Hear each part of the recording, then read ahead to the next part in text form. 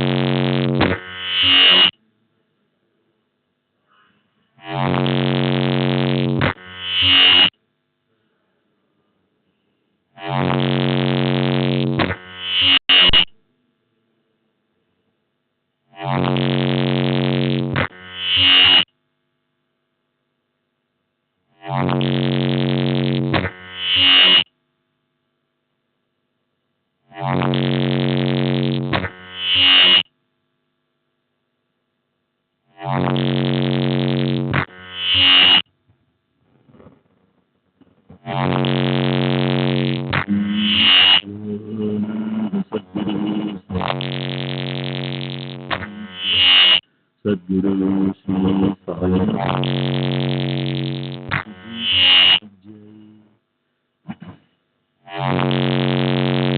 సాయి సంహిత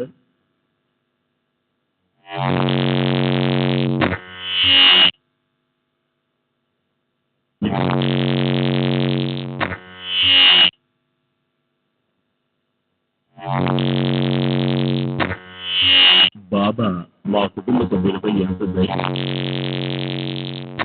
దృష్టాంతాల ద్వారా తెలియజేస్తాను. వెళ్ళి సమాజాన్ని ద్వారకామాయిగా చూడాలని తప్పించుకునేవాడు. కుటుంబం 1934 వారితో గోవిందుని పడ్డాము. ఏ మూల నుంచున్నా మనలోకి చొచ్చుకుపోయి అప్పుడే ఉన్నాడు. అతను ఇప్పుడు వచ్చావా చూపించింది. కన్ను తెరిచి చూశాడు. దయామయుడైన బాబానే తనను ప్రేమగా పలకరించుకుంటూ గర్భవతిగా ఉన్నప్పుడు ప్రసవానికి ఆమెను గ్రామం ఖర్కు తీసుకువెళ్ళాము. అక్కడ గర్భంలోని శిశువు చనిపోయి ఉంటుందని ఈ మాటలు విన్న తర్వాత మాకు ఆందోళన అయిపోయింది. ఆ కుగ్రామానికి ఆమెను తీసుకొచ్చిన అప్పుడు రాత్రి 2 గంటల అవుతుంది. నా కుమార్తెను అందరూ దానికి తోచగా ఆందోళన పడుతున్నారు. అకస్మాత్తుగా నా భార్య వెంటనే బాబా ఊరికి తీసుకెళ్లి గంటల ఆయాసంగా మృత శిశువు బయటపడింది. మా చింతలు పోయాయి. ఉదయం డాక్టర్ వచ్చి బిడ్డ వైద్య శిక్షణ లేని మంత్రసాని మొరటుగా చేయడం వలన సెప్టిక్ అయి తల్లి ప్రాణానికి ప్రమాదం. అలాంటి ప్రయత్నం ఎవరు చేయలేదని, మానవ ప్రయత్నం లేకుండా కేవలం బాబా బయటపడి ఆ డాక్టర్ అబ్బురపడ్డాడు. నా కుమారుడు వచ్చింది. కలలో బాబా కనిపించి నాన్న అతడు ఎక్కడున్నాడు, అతడు ఎందుకు భయపడుతున్నాడు? ఈ విషయం నా కుమారుడు నాకు చెప్పాడు. కానీ నాకు అవసరం నాకు ఈ కళ విషయం గుర్తుకు రాలేదు. ఆ తర్వాత ఎంతో కాలానికి ఆ సాయిబాబా వారం రోజుల ముందే దానిని నివారించే మార్గాన్ని కూడా సూచించారు. నాకు ప్రేరణనిచ్చి ఊది పెట్టేట్టు చేశారు. బాబా రోజు ఆరాధిస్తారు. సెప్టెంబర్ 1936 శ్యామరావు జిల్లా కోర్టు వయసు నేను సుమారు వారికి నమస్కరించి వారి సన్నిధిలో కూర్చున్నట్టుగా బాబా ఆలయంలో పురాణం చదువుతున్న బాయి అని అక్కడ 50 సంవత్సరాల ఒక బ్రాహ్మణ స్త్రీ పురాణ పఠనం. అప్పుడు ఆమె చదువుతున్న భాగమే నా ప్రశ్నకు సమాధానం విశిష్ట ప్రశ్నకు సమాధానం ఇచ్చారు.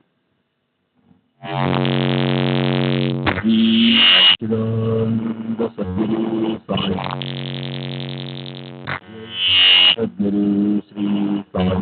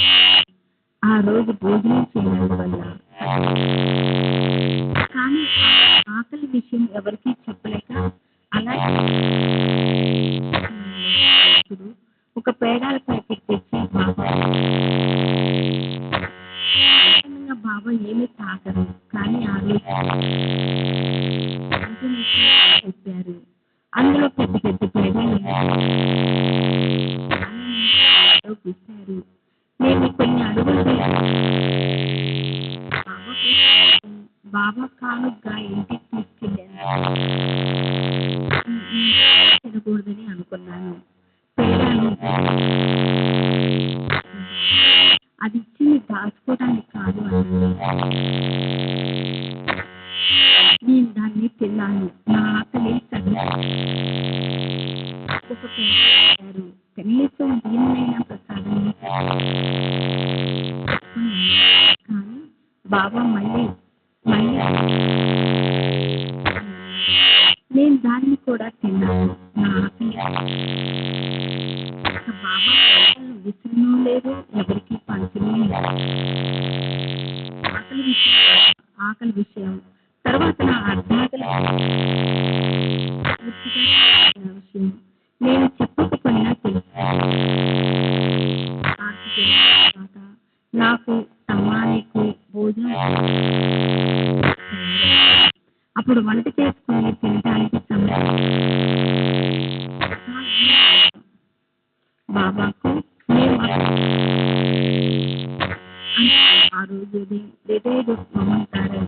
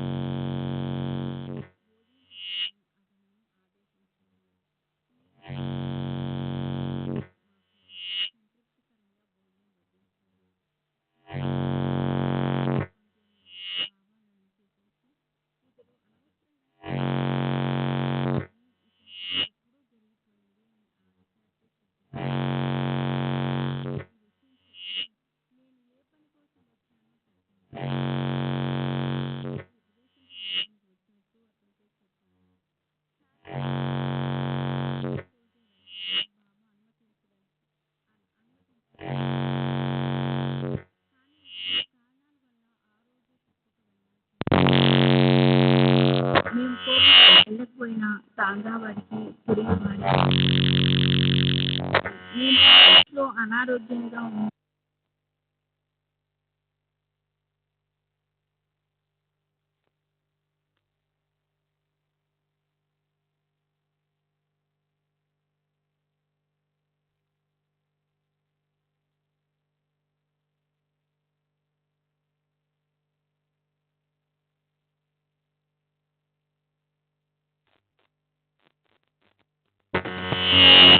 బాబా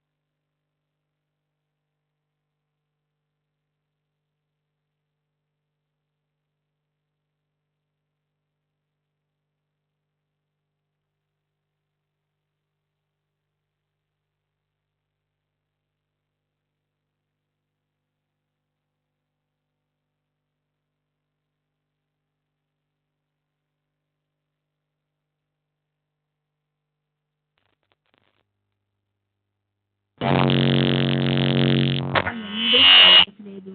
బాబా ప్రేమ కలిగించాడు. బాబా ప్రేమించాను. ఈ భక్తుడు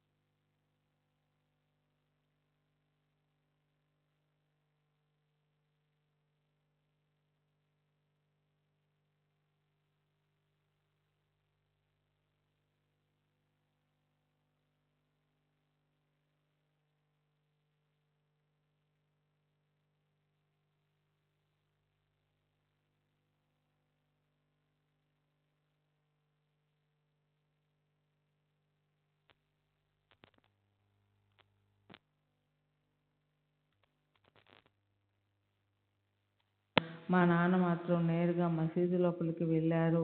అక్కడ బాబా గద్దెపై బాబాకు బదులు 3 శిరస్సుల దత్తాత్రేయ శిశువు మా నాన్నకు కనిపించారు. ఆ దృశ్యం క్షణకాలం మాత్రమే నిలిచింది. తిరిగి చూసేసరికి అక్కడ బాబా యథారూపంలో కఫ్నీదారి అయి కనిపించారు. పురాణాల ప్రకారం దత్తాత్రేయుడు జన్మించింది సంధ్యా సమయంలోనే. ఇది చూసిన తరువాత మా నాన్న ఎటువంటి అనుభూతికి లోనై ఉంటారో ఊహించవచ్చు.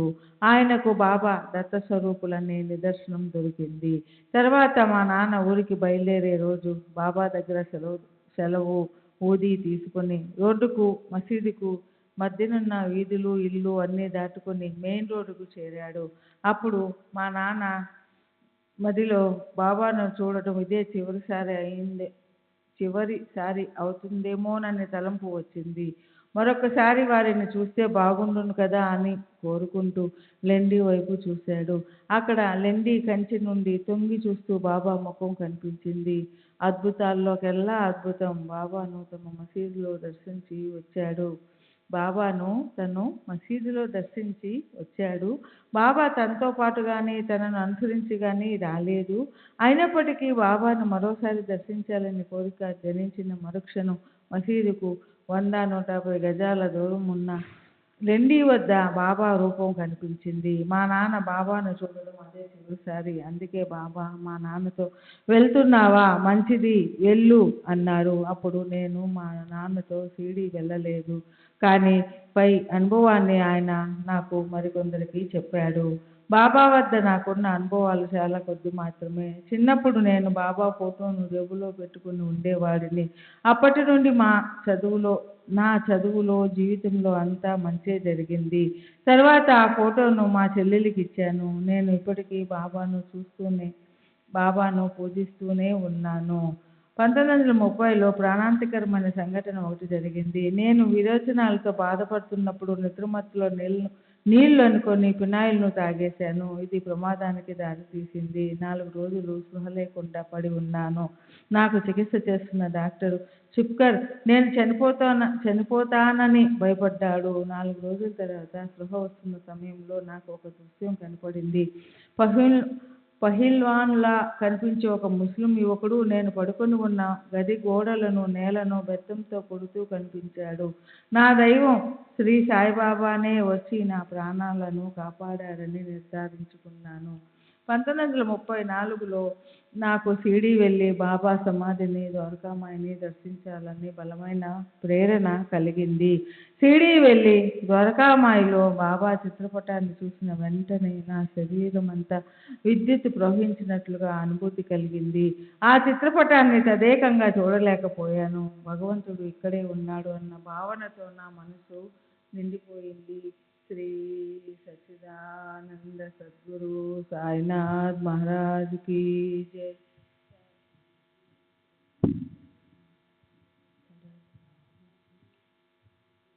శ్రీ సచ్చిదానంద సద్గురు సాయినాథ్ మహారాజ్ కీ జై. సద్గురు శ్రీ సాయినాథుని శరత్ బాబూజీ కీ జై. సెప్టెంబర్ 15వ తేదీ 1936. రామచంద్ర రామకృష్ణ సామంత్, బిఏ భూస్వామి, వయసు 45 సంవత్సరాలు, బ్రాహ్మణుడు, టర్నర్ రోడ్డు, బాంద్రా. నా జీవితంలో 3 సార్లు మాత్రమే సాయిబాబాను దర్శించాను. మొదటిసారి 1912వ సంవత్సరం గురు పూర్ణిమకు మా మామగారైన అన్నాసాహెబ్ దాబోల్కర్తో పాటు నేను, నా భార్య వెళ్ళాము. మా మామగారు తన కుమార్తెను అల్లుడిని షిరిడీకి తీసుకొస్తానని మొక్కుకున్నారంట. మొక్కు తీర్చడానికి నన్ను రమ్మని చెబితే వారి వెంట వెళ్ళాను. అంతేగాని నాకు అప్పుడు సాయిబాబాపై పెద్దగా నమ్మకం లేదు. మా తల్లిదండ్రుల వైపు నుండి సాయిబాబాతో అనుబంధం లేదు. కానీ మా కుటుంబంలో ఆధ్యాత్మిక పారమార్థిక సంపద మెండుగా ఉంది. మా ముత్తాత లక్ష్మణ్ అర్జున్ సామంత్ భగత్ విఠలుని పరమ భక్తుడు. తరచూ పండరి యాత్రలకు వెళ్ళేవాడు. ఆయన ప్రతి ఆషాఢ కార్తీక మాసాలలో పండరి యాత్రకు తీసుకువెళ్ళిన బట్టలు, నడుముకు కట్టుకునే కాషాయ దట్టి, పూజా సామాగ్రి మొదలైనవి వారసత్వ జ్ఞాపకాలుగా భద్రపరచబడ్డాయి. నేను వారి కాషాయ దట్టిని పండరి తీసుకెళ్లి చంద్రభాగా నదిలో ముంచి తెచ్చేవాడిని. మా మా తాతగారు విఠల భక్తుడే కాక శివదీక్షాపరుడు కూడా. నిత్యం మధ్యాహ్న సమయంలో ఏకాగ్రతతో శివమంత్రాన్ని జపించేవారు. నేను వారి ముద్దుల ముని మనవుడినైనప్పటికీ వారు జపం చేస్తున్నప్పుడు వారి దగ్గరికి వెళ్ళే సాహసం లేదు. రాత్రిళ్ళు హరిపద చదివేవాడు. వేకువజామున భజన నిర్వహించేవాడు. ఆయన 59 సంవత్సరాలకే పరమపదించారు. ఆయన నిర్యాణం చెందే ముందు నా అంతిమ గడియలు సమీపిస్తున్నాయి. ధవళ వస్త్రధారి అయిన విఠలుడు నన్ను వైకుంఠానికి తీసుకెళ్లడానికి అక్కడ పెట్టెపై కూర్చొని వేచి ఉన్నారు. వారు నాకు గటిక కాలం అనగా 24 నిమిషాలు మాత్రమే మీకు వీడ్కోలు పలకడానికి సమయమిచ్చారు అని పలికి తన కొడుకులు కుమార్తెలు మొదలైన వారిని ఒకరి తరువాత ఒకరిని పిలిచారు. శోకిస్తున్న మా నాన్నగారిని దగ్గరకు పిలిచి విచారించవద్దని ధైర్యంగా ఉండమని చెప్పారు. వారు తమ కుమార్తెలను దగ్గరకు పిలిచేటప్పుడు వారి అసలు పేర్లతో కాక గంగా భగీరథ మొదలైన తీర్థాల పేర్లతో పిలిచి వీడ్కోలు పలికారు. నన్ను దగ్గరకు పిలిచి నేను వారిని తలిచిన వెంటనే నాతోనే ఉండి నన్ను కాపాడుతూ ఉంటామని ఆశీర్వదించారు. వారు పలికిన మాటలు వారివి కావు. తుకారాం, రామదాసు మొదలైన సత్పురుషుల ప్రవచనాలకు నాకు తగినట్లు అన్వయించారు. ఈ విధంగా అత్యంత భక్తిపూర్వక సంభాషణల తరువాత వారు ప్రశాంతంగా కన్నుమూశారు. వారు తప్పక వైకుంఠానికి వెళ్ళి ఉంటారు. ఈ సంఘటన 1899లో జరిగింది. మా నాన్న అంతటి ఆధ్యాత్మిక ప్రగతిని సాధించలేదు. వారు పండరిపురం దర్శించారు. కుటుంబ సంప్రదాయాలకు అనుగుణంగా ఇంటిలోని ప్రతి ఒక్కరూ తమ జీవిత కాలంలో ఒక్కసారైనా పండరిపురం దర్శించి తీరాలని చెప్పేవారు. వారు 1911లో మరణించారు. వారు చివరి శ్వాస విడిచేంత వరకు ఎరుకలోనే ఉన్నారు. దక్షిణం వైపు చూపిస్తూ నన్ను తీసుకెళ్లడానికి వారు వచ్చి ఉన్నారు అని చెప్పి అంతిమ శ్వాస విడిచారు. ఈ విధంగా నా చిన్నతనమంతా పవిత్ర పారమార్థిక భావాలతో నిండిపోయింది. కానీ నేను విద్యను అభ్యసించిన వాతావరణం యొక్క బలమైన ప్రభావం ఈ భక్తి భావాలన్నింటినీ తుడిచివేయడమే కాక వ్యతిరేక భావాలను జనింపచేసింది. 1911 జూన్లో నా వివాహ సమయమప్పుడు వంశపారంపర్యంగా వచ్చిన కిడ్నీ వ్యాధితో బాధపడసాగాను. ఒంటిపూట భోజనం, రాత్రిళ్ళు ద్రవాహారం తీసుకుంటూ వచ్చాను. అప్పుడే బాబా మహిమల గురించి వినడం వల్ల సాయి భక్తి బీజాలు మొలకెత్తసాగాయి. కానీ ఆధ్యాత్మికత పట్ల ఉన్న వ్యతిరేకత పోయి స్తబ్దత మాత్రం కొనసాగుతుంది. మా మామగారిని ఇతరులను అనుసరిస్తూ నా పరిసరాలకు అనుగుణంగా నడుచుకుంటుండేవాడిని. ఇతరులు బాబాకు నమస్కరిస్తే నేను వారికి నమస్కరించేవాడిని. ఒకసారి మసీదులో ఉన్నప్పుడు మాధవరావు బాబాకు నమస్కరించమని నాతో చెప్పాడు. నేను నమస్కరించాను. నా అంతరంగం ఎరిగిన బాబా ఒత్తిడి చేస్తే తప్ప ఇతడు గురుపాదాలకు నమస్కరించడు. చాలా పడాయిలా నేతే లగాతో అని అన్నారు. ఆ సున్నితమైన ఒత్తిడి ద్వారానే బాబా నాలో క్రమంగా మార్పు తెచ్చారు. బాబా కృప వల్ల నాకు ఎంతో మేలు జరిగి బాబా పట్ల నమ్మకం పెరగసాగింది. నా వ్యాధి మూలంగా నేను అందరి వల్ల అన్ని వేళల్లో ఆహారం తీసుకోలేనందువల్ల శుష్కించిపోతున్నానని, వ్యాధి నివారణ చేయమని బాబాను అర్థించగా నేను త్వరలోనే స్వస్థత పొందుతానని అల్లా అచ్చా కరేగా అన్నారు. నేను మితాహారం తీసుకుంటూ ముందు జాగ్రత్త కొరకు అప్పుడప్పుడు మందులు తీసుకుంటూ క్రమం తప్పకుండా మూత్ర పరీక్షలు చేయిస్తూ వచ్చాను. త్వరలోనే వ్యాధి నయమై మామూలుగా ఆహారం తీసుకోవడం మొదలు పెట్టాను. బాబా మాటలు నిజమయ్యాయి. శ్రీ సచ్చిదానంద సద్గురు సాయినాథ్ మహారాజ్ కీ జై. సద్గురు శ్రీ సాయినాథుని శరత్ బాబూజీ కీ జై. శ్రీ సచ్చిదానంద సద్గురు సాయినాథ్ మహారాజ్ కీ జై. సద్గురు శ్రీ సాయినాథుని శరత్ బాబూజీ కీ జై. నేను మొదటిసారి బాబాను దర్శించిన నెలలకు అంటే 5/6/1913 నాకు తొలి సంతానంగా ఆడపిల్ల జన్మించింది. అదే సంవత్సరము బస్సెన్లోనున్న తుంగేశ్వర్ దేవస్థానం యొక్క కమిటీ చైర్మన్గా నేను నియమించబడ్డాను. 1915 గురు పౌర్ణమికు బాబాను రెండవసారి దర్శించాను. ఈసారి కూడా మా మామగారితో నా భార్యతో కలిసి వెళ్ళాను. ఈసారి షిరిడి దర్శనంలో చెప్పుకోదగిన అనుభవాలేమీ కలుగలేదు. కానీ 1915 ఫిబ్రవరిలో జరిగిన సంఘటన చెప్పుకోతగింది.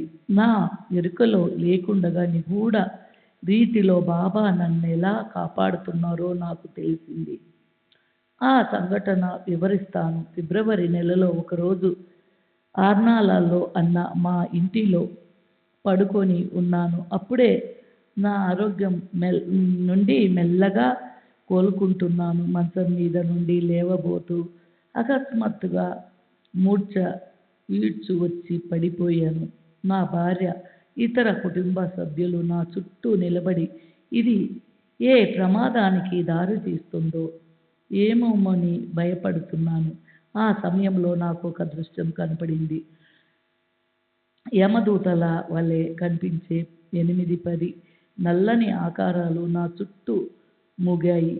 వారు డాలు బల్లాలో పట్టుకొని ఉన్నారు. వారెందుకో నన్ను కొట్టి హింసిస్తున్నారు. నాలో నేను ఏమిదిదంతా, ఎందుకు వాళ్ళు నన్ను కొడుతున్నారు అని అనుకోసాగాను. కానీ వాళ్ళు నన్ను ఎంత కొడుతున్నా బాధేమీ తెలియడం లేదు. ఇంతలో గదిలోకి ఒక వెలుగు వచ్చింది. ఆ వెలుగు నుండి ఒక హస్తం ముందుకు వచ్చి ఆ ఆకారాలన్నిటినీ ఒక ప్రక్కకు ఈడ్చివేసింది. ఆ నల్లని ఆకారాలు వెలుగు దూరంగా గౌరవభావంతో నిలబడ్డాయి. ఆ హస్తం క్రిందగా తెల్లటి కప్పుని కొంత భాగం కనిపించింది. అంతేగాక ఒక వింతైన పరిమళం గదంతా వ్యాపించింది.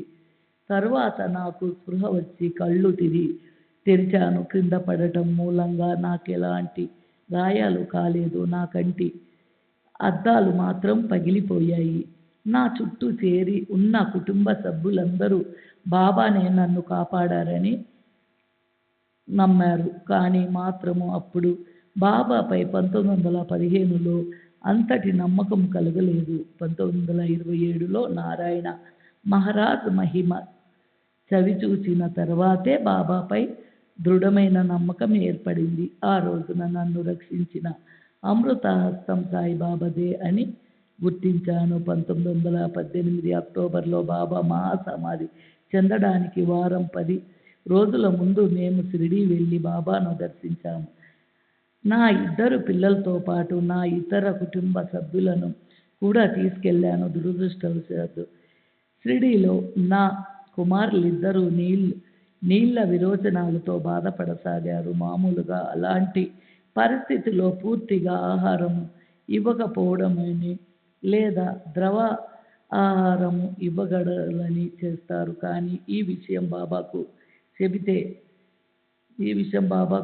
వాళ్ళకి షిరా గోధుమకు నేతిలో ఉడికించి తినిపించండి అన్నారు. పిల్లలు షిరా తిన్నారు. వారం రోజుల్లో వాళ్ళకి ఆరోగ్యం చేకూరింది. మా మామగారు కూడా ఒకసారి జబ్బు చేసినప్పుడు బాబా ఆదేశం మేరకు నిషిద్ధమైన ఆహారాన్ని తీసుకున్నారు. బాబా ఆజ్ఞానుసారం నడుచుకున్నందువల్ల ఎటువంటి హాని కలగలేదు. 1918 బాబా నన్ను మొదటిసారిగా దక్షిణ అడిగారు. అలా ఎన్నోసార్లు అడిగారు. నేను వారిని అడిగినంత మొత్తాన్ని ఇచ్చాను. వారు నన్నెప్పుడు ఇతరుల దగ్గర అప్పు చేసుకొని దక్షిణ సమర్పించమని ఒత్తిడి చెయ్యలేదు. అటువంటి ప్రదేశాలలో అప్పు చేయడం నాకు ఇష్టం ఉండదు. నా జేబులోనే డబ్బులన్నీ అయిపోయే మునుపే వారు నన్ను దక్షిణ అడగడం మానివేశారు. మరొక విశేషం ఏమంటే నాకు ఆధ్యాత్మిక పట్ల అపనమ్మకం జనించిన సమయాలలోనే నన్ను దక్షిణ అడిగేవారు. వారు దక్షిణ అడిగే 25, 10, 15, 10 సంఖ్యలలో ఏదైనా అంతరార్థం ఉందో లేకో ఆ సంఖ్యలో ఏ విషయాన్నైనా సూచిస్తాయో కూడా నాకు అర్థమయ్యేది కాదు. బాబా ఒక్కొక్కసారి వాడకెళ్ళి కూర్చో అని ఆదేశించేవారు. నేను వారి మాటలను యథార్థంగా తీసుకొని మేము ఉంటున్న బూటివాడకు వెళ్ళి మా మామగారి వద్ద కూర్చునేవాడిని. కానీ చాలా కాలం తర్వాత బాబా మాటలకు అర్థం వాడలో జరిగే పురాణ పఠనంలో కూర్చో అని తెలుసుకున్నాను.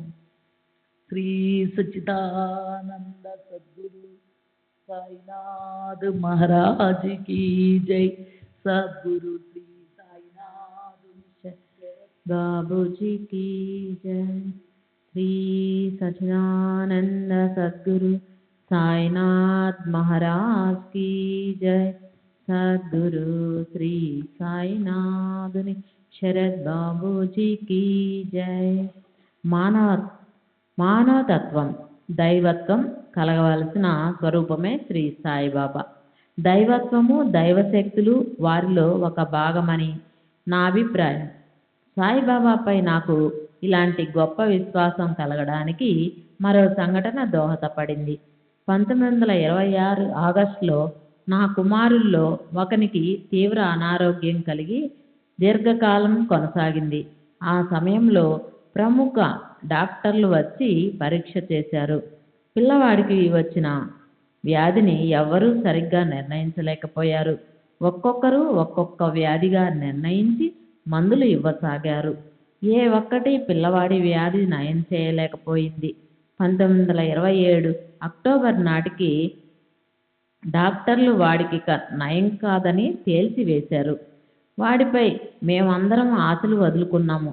అప్పుడు మా వదిన పిల్లవాడిని కేట్గామ్ పేటలో ఉన్న నారాయణ్ మహారాజ్ దగ్గరకు తీసుకువెళ్తే బాగుంటుందని చెప్పింది. ఆమె సలహా మేరకు పిల్లవాడిని మహారాజ్ దగ్గరకు తీసుకెళ్ళాము. మహారాజ్ వాడిని ఆశీర్వదించి అతడికి నయం అవుతుంది, ఈ తీర్థం తీసుకోండి అన్నారు. అదొక గొప్ప మలుపు. అంతకుముందు చికిత్స చేసిన డాక్టరు మందులు మార్చడంతో పిల్లవాడు క్రమంగా కోలుకోసాగాడు. 6 నెలలకు ప్రమాదం తప్పిపోయింది. ఆ తరువాత బలం పుంజుకొని సంపూర్ణ ఆరోగ్యవంతుడు అయ్యాడు. నారాయణ్ మహారాజ్ నోటి నుండి వెలువడిన అమృత తుల్యమైన మాటలే ఈ మలుపుకు కారణమని నేను సంపూర్ణంగా నమ్మాను. నారాయణ్ మహారాజ్ శ్రీ సాయిబాబా లాంటి సత్పురుషులను సామాన్య మానవ మాతృలుగా పరిగణించడం సరికాదని నాకు అర్థమైంది. సామాన్యులకు అందని ఉన్నత స్థాయిలో ఉన్న ఆ మహాత్ములు టెన్నిసన్ తన మెమోరియం అనే కవితలో చెప్పినట్లు దైవత్వము మానవత్వము కలబోసిన దివ్యమూర్తులు. 1930లో సాధు సత్పురుషుల అద్భుత శక్తుల గురించి నాకు ఎక్కువగా అవగతమైంది. తుంగరేశ్వర్ ఆలయంలో నాగబువ అను సాధువు నివసిస్తూ ఉండేవాడు. అతను గంజాయి పీల్చేవాడు. అతను 1930లో తుంగరేశ్వర్లో మరణించాడు. ఆ రోజు రాత్రి నేను బాంద్రాలోని నా గదిలో కలతగా నిద్రిస్తున్నాను. రాత్రి 11:30 గంటల ప్రాంతంలో నా ముక్కు ఘాటైన పొగ వాసన తగిలింది. అది ఎక్కువై గొంతులోనికి పోయి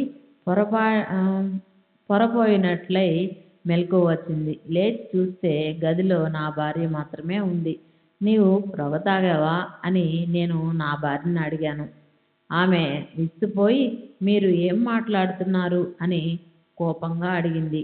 కానీ ఆ పొగ వాసన ఇంకా వస్తూనే ఉంది. పొగ నా గదిలోనికి ఎలా వచ్చిందో నాకు అర్థం కాలేదు. చిత్రంగా నా భార్యకు మాత్రం పొగ వాసన రాలేదు.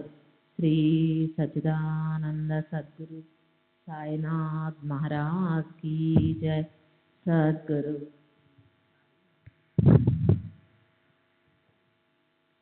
श्री सच्चिदानंद सद्गुरु साईनाथ महाराज की जय। सद्गुरु श्री साईनाथ शरद बाबूजी की जय। మరుసటి ఉదయం నేను కారు నడుపుకుంటూ గ్రామంలో ప్రయాణిస్తున్నాను.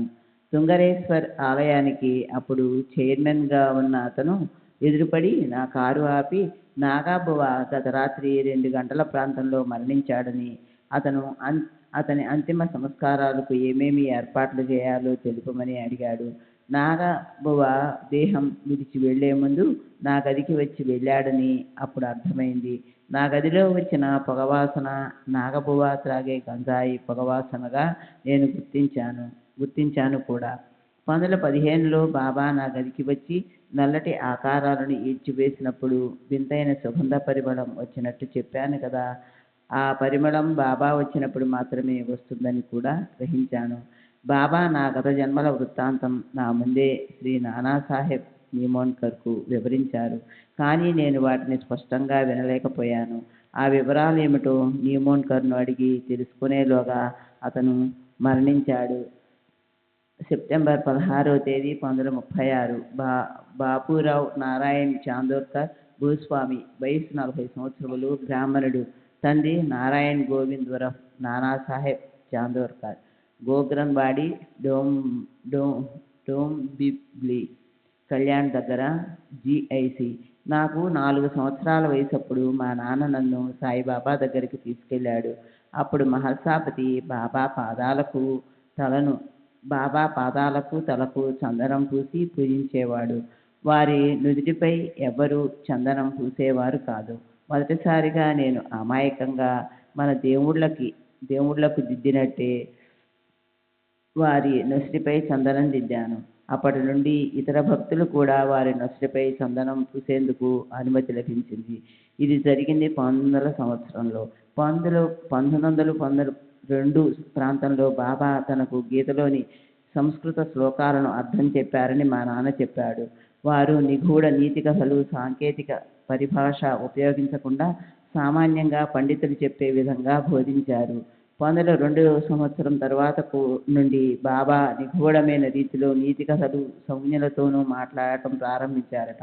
బాబాకు సంస్కృతం తెలుసునని వారు గీతలోని తద్విద్ధి ప్రణిపాతేన అనే శ్లోకానికి సరైన అర్థం బోధించారని చెప్పాడు.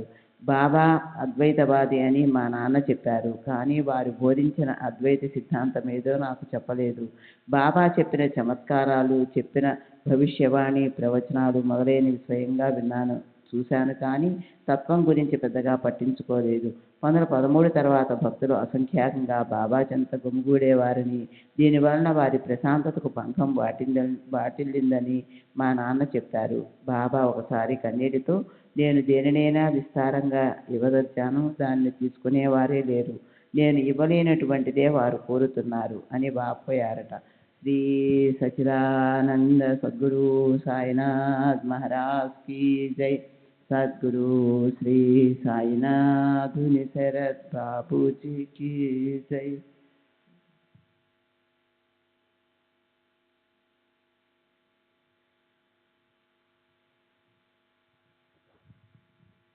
శ్రీ సచ్చిదానంద మహారాజ్ కీ జై. సద్గురు శ్రీ సాయినాథుని శరత్ బాబూజీ కీ జై. మా నాన్నగారికి జమ్నేరుకు బదిలీ అయింది. ఒకసారి బాబా మా నాన్నగారితో ఒక ఆసక్తికరమైన చమత్కారం గురించి చెప్పారు. 1903, 1904 ప్రాంతంలో జమ్నేరులో మా అక్క మైనతాయి ప్రసవం కష్టమైనప్పుడు బాబా ఓ గోసావిచే ఊది పంపి కాపాడారు. కానీ ఆ బిడ్డ పసితనంలోనే చనిపోయింది. మా అక్క చిన్న వయసులోనే ఇంకో సంతానం లేకుండా విధవరాలైంది. ఇది మా కుటుంబాన్నంతా విషాదంలో ముంచేసింది. మా నాన్నతో కలిసి మేమంతా షిరిడీ వెళ్ళాము. మా నాన్న బాధతో నిశ్శబ్దంగా బాబా ముందు కూర్చున్నాడు. సాధారణంగా మా నాన్నను చూడగానే బాబా పలకరించేవారు. మా నాన్న కూడా సంతోషంగా కబుర్లు చెప్పేవాడు. అంతా ఉల్లాసంగా ఉండేది. ఈసారి అక్కడ నిశ్శబ్ద వాతావరణం ఉంది.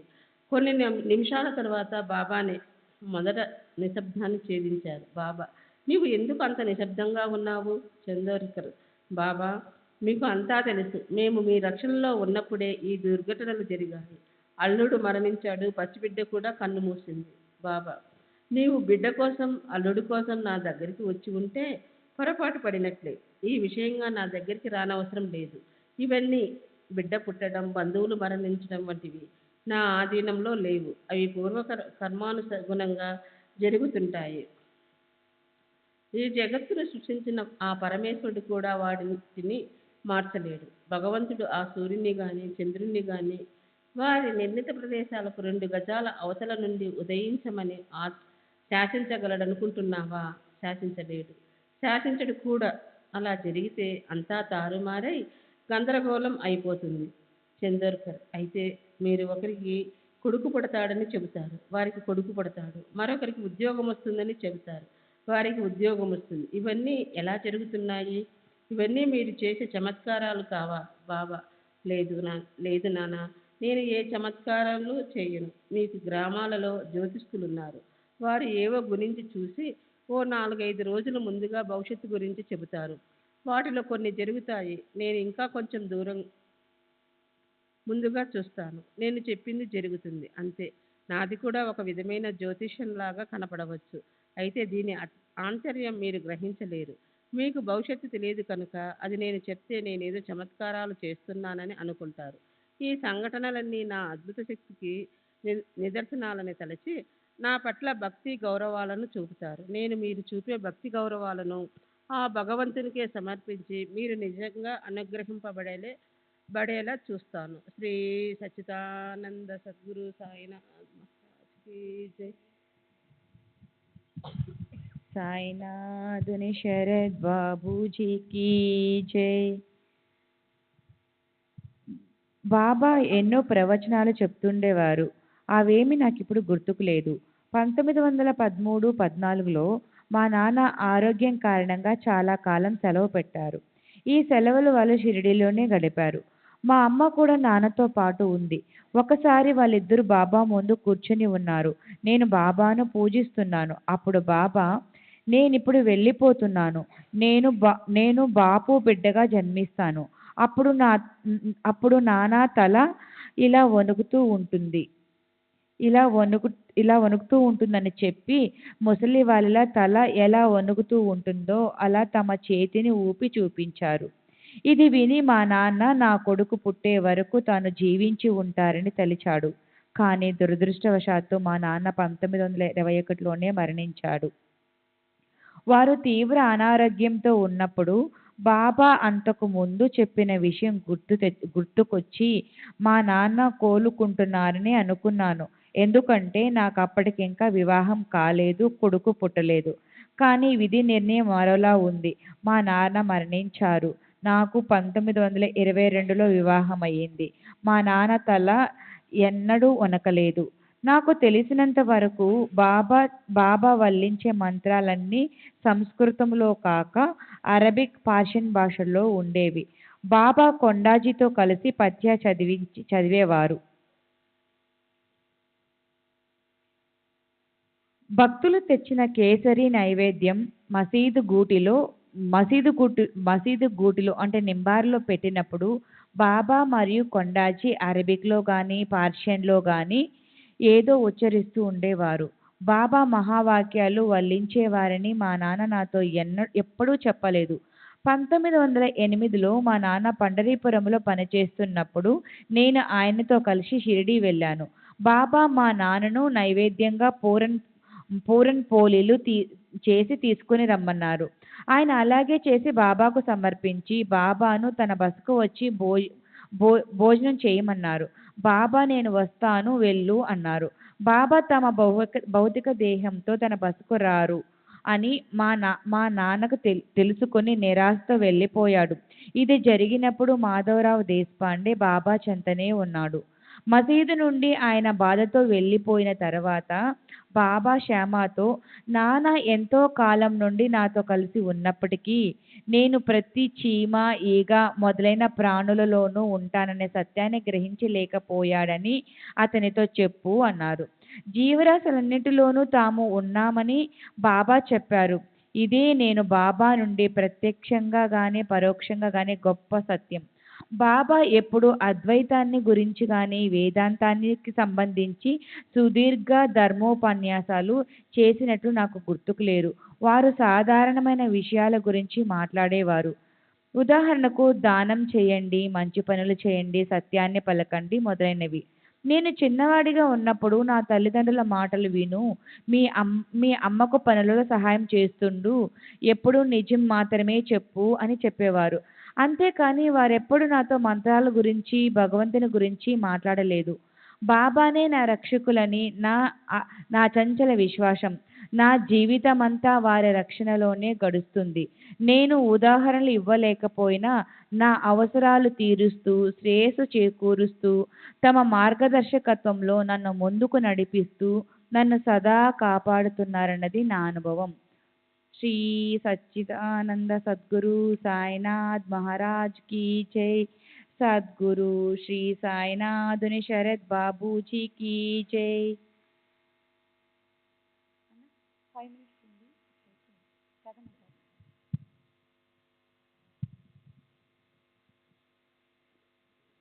శ్రీ సచ్చిదానంద సద్గురు సాయినాథ్ మహారాజ్ की जय. సద్గురు శ్రీ సాయినాథుని శరత్ బాబూజీ की जय. సెప్టెంబర్ 17వ తేదీ 1936. శ్రీమతి చంద్రాబాయి కీర్తిశేషులు రామచంద్ర బోర్కర్ భార్య. వయస్సు 66 సంవత్సరాలు. విల్లేపార్లె. శ్రీ సాయిబాబాను నేను గత 44 సంవత్సరాల నుండి పూజిస్తున్నాను. వారు సమాధి చెందడానికి 20 సంవత్సరాల పూర్వమే నేను షిరిడి వెళ్ళి బాబాను దర్శించాను.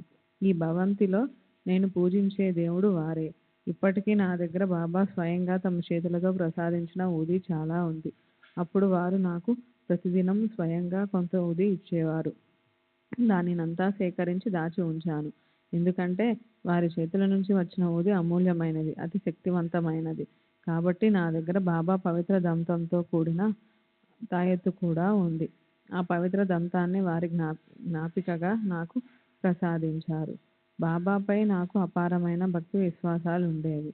దానికి తగినట్లు వారు కూడా నన్ను అంతగా అనుగ్రహించారు. నేను 1898 ప్రాంతంలో బాబాను దర్శించినప్పుడు సాటేవాడా లేదు. మసీదు కూడా ఇప్పటి తిరుగా లేదు. మసీదుకు మరమ్మతులు చేసి తిరిగి నిర్మించిన తర్వాతే సాటేవాడ నిర్మించబడింది. ఆ రోజుల్లో బాబా ఇప్పుడు సాటేవాడలో ఉన్న వేప చెట్టు క్రింద కూర్చొని ఉండేవారు. బాబా నీటితో దీపాలు వెలిగించే లీలను నేను చూశాను. వారు మొదట రేకు డబ్బాలో నిల్వ ఉన్న కొద్ది నూనెలో నీరు పోసి త్రాగారు.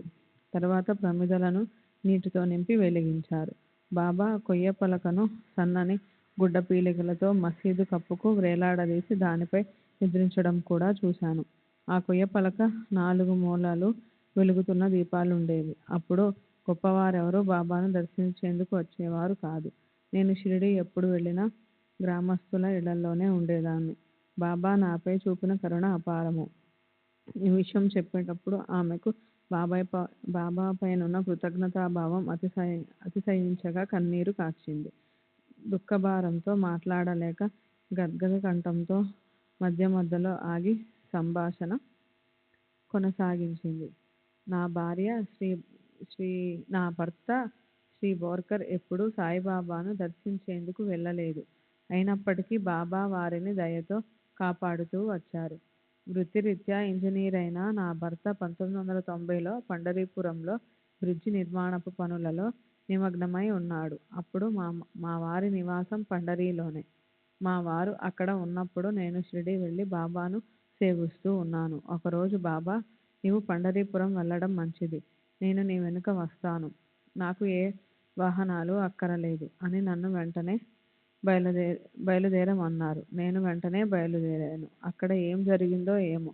నేను పండరీ వెళ్ళేటప్పటికి నా భర్త అక్కడ లేడు. అతను ఉద్యోగానికి రాజీనామా చేసి బొంబాయి వెళ్ళినట్లు తెలిసింది. అది విన్న వెంటనే నాకు దుఃఖం ఆగలేదు. నా దగ్గర కొన్ని రూపాయలు మాత్రమే ఉన్నాయి. అంతేగాక నాతో మరి 2 మిత్రులు కూడా ఉన్నారు. నా దగ్గరున్న డబ్బుతో మేము ముగ్గురం కూడ్వాడి వరకు వెళ్ళగలిగాము. కూడ్వాడిలో దిక్కుతోచని స్థితిలో ఆలోచిస్తూ ఉన్నాము. అకస్మాత్తుగా ఒక ఫకీరు నా ముందుకు వచ్చి, దేని గురించి దీర్ఘాలోచన చేస్తున్నావు అని అడిగారు. అతనికి నేనేమీ జవాబు చెప్పలేదు. అతను, నీ భర్త దోంబ్లో ఉన్నాడు. ఈ 2తో వెంటనే అక్కడికి వెళ్ళు అన్నాడు. కానీ రైలు ఛార్జీలకు డబ్బెక్కడి నుండి వస్తుందో తెలుపమని అతనిని అడిగాను. ఆ ఫకీరు వెంటనే దోంబ్కు 3 టికెట్లు నా చేతిలో పెట్టి వెళ్ళిపోయాడు. నేను టికెట్లు తీసుకుని ఆ 2తో కలిసి దోండ్ వెళ్ళి రైలు ఎక్కాను. ఆ సమయంలో నా భర్త దోండ్ స్టేషన్లో ఒక బల్లపై కూర్చొని టీ తాగుతూ కునుకుపాట్లు పడుతున్నాడు. అప్పుడు ఒక ఫకీరు వచ్చి, ఎందుకు నా తల్లిని ఇలా నిర్లక్ష్యం చేస్తున్నావు? ఆమె ఇంకాసేపటికి వచ్చే రైలులో ఫలానా బోగి నుండి దిగబోతుంది అని బోగి నెంబరు కూడా చెప్పాడు. श्री सच्चिदानंद सद्गुरु साईनाथ महाराज की जय। सद्गुरु श्री साईनाथ उनि शरद बाबू जी की जय।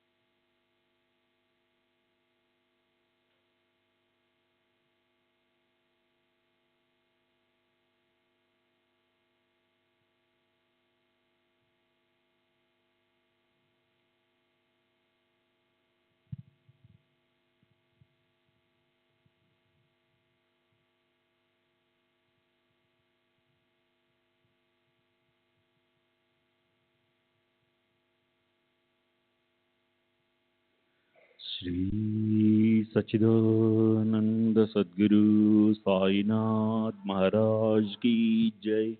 सद्गुरु श्री साईनाथ शरद बाबू जी की जय। साई रहम नजर करना, बच्चों का पालन करना। साई रहम नजर करना, बच्चों का पालन करना। जाना तुमने जगत पसार, सब ही झूठ जमाना। जाना तुमने जगत पसार, सब ही झूठ जमाना। साई रहम नजर करना, बच्चों का पालन करना। साई रहम नजर करना, बच्चों का पालन करना। मैं अंधा हूँ बंदा आपका, मुझसे पथ दिखलाना। मैं अंधा हूँ बंदा आपका, मुझसे पथ दिखलाना। साई रहम नजर करना, बच्चों का पालन करना। साई रहम नजर करना, बच्चों का पालन करना। दास गणु कहे अब क्या बोलूं, थक गई मेरी रसना। दास गणु कहे अब क्या बोलूं, थक गई मेरी रसना। साई रहम नजर करना, बच्चों का पालन करना। साई रहम नजर करना, बच्चों का पालन करना। रहमो नजर करो अब मोरे साई, तुम बिना नहीं मुझे माँ बाप भाई। रहमो नजर करो मैं अंधा हूँ बंदा तुम्हारा। मैं अंधा हूँ बंदा तुम्हारा। मैं ना जानू, मैं ना जानू, मैं ना जानू। अल्लाह इलाही रहमो नजर करो, रहमो नजर करो, अब मोरे साई तुम बिना नहीं मुझे माँ बाप भाई। रहमो नजर करो, काली जमाना मैंने गमाया, काली जमाना मैंने गमाया, साथी आखिर का, साथी आखिर का, साथी आखिर का तुम बिना कोई।